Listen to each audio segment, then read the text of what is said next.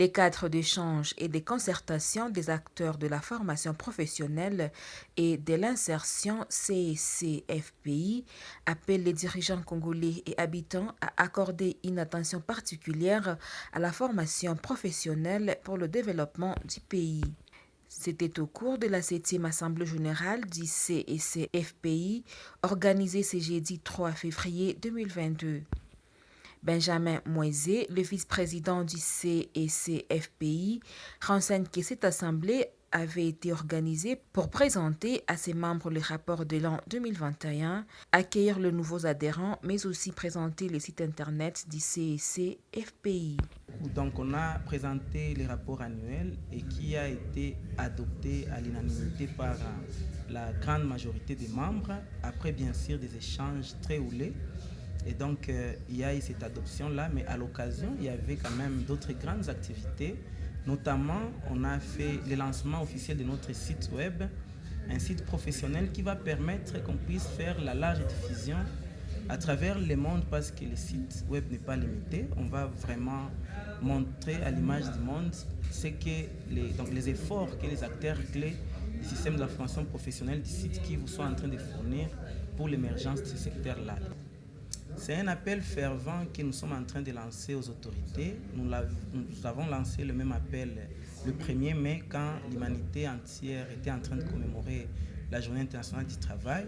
On a montré que pour nous en tout cas, et d'ailleurs l'avenir commence à nous donner raison, il n'y a que la formation professionnelle pour nous aider à résoudre les niveaux des taux de chômage dans ce pays, les niveaux de développement.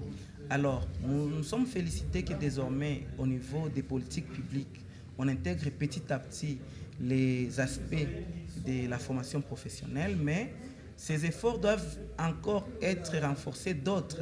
Nous voulons par exemple qu'il y ait un budget significatif par rapport à la formation professionnelle.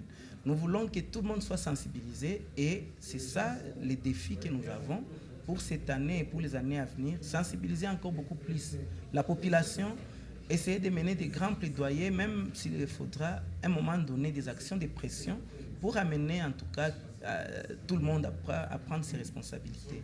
Plusieurs organisations dont la radio-télévision ECA, les complexes scolaires La Line et autres organisations ont signé leur adhésion au sein du CEC-FPI. Notre motivation, c'est d'abord le fait qu'au niveau de notre organisation, de la Fondation Milondola de ICOMA, nous avons démarré il y a à peu près 4 ans un encadrement des jeunes sur des questions tout à fait professionnelles en rapport avec la coupe et couture, la construction et autres.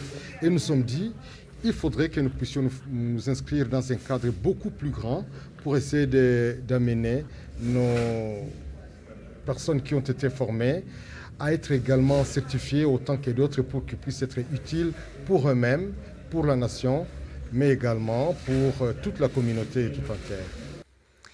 Cette activité s'est clôturée par un karaoké organisé à l'intention de nouveaux membres et pour accueillir le membre du CEC-FPI des territoires.